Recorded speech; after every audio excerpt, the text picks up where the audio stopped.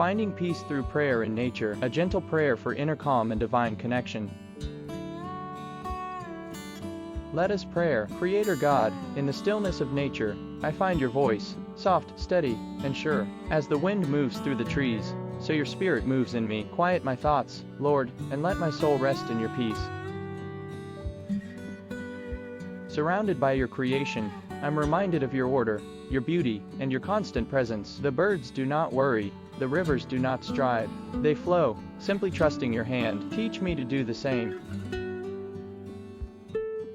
Let the sun warm the places in me that feel cold. Let the breeze carry away my burdens. Let the sound of flowing water remind me of your living word.